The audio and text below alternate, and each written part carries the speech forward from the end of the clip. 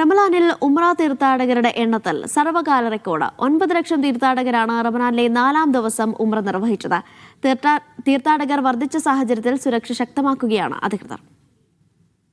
കഴിഞ്ഞ ശനിയാഴ്ചയാണ് ഉംറ തീർത്ഥാടകരുടെ എണ്ണത്തിൽ സർവകാല റെക്കോർഡ് മറികടന്നത്. 9.4 ലക്ഷം തീർത്ഥാടകരാണ് ഒറ്റ ദിവസം ഉംറ നിർവഹിച്ചത്. 2025 മാർച്ച് 7-ൽ 5 ലക്ഷം തീർത്ഥാടകർ എത്തിയിരുന്നു. ദേശീയ അവധിയും വാരാന്ത്യ അവധിയും ഒന്നിച്ചെത്തിയതോടെ ആഭ്യന്തര തീർത്ഥാടകരും ഈ ദിവസങ്ങളിൽ ഉംറയ്ക്കെത്തി.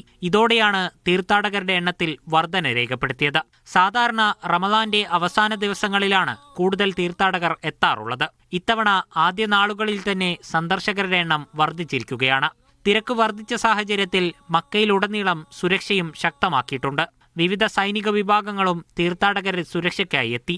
മക്കയുടെ വിവിധ പ്രവേശന കവാടങ്ങളിൽ നിന്ന് ഹറമിലേക്ക് 24 മണിക്കൂറും ബസ് സർവീസുണ്ട്. പുറമേ നിന്നെത്തുന്ന ഉംറ തീർത്ഥാടകർക്ക് വാഹനങ്ങൾ പാർക്ക് ചെയ്യാനും വിപുലമായ സൗകര്യമൊരുക്കിയിട്ടുണ്ട്. നിരത്തുകളിൽ തിരക്ക് വർദ്ധിക്കുന്ന സാഹചര്യത്തിലാണ് നടപടികൾ. Media 1 Mecca.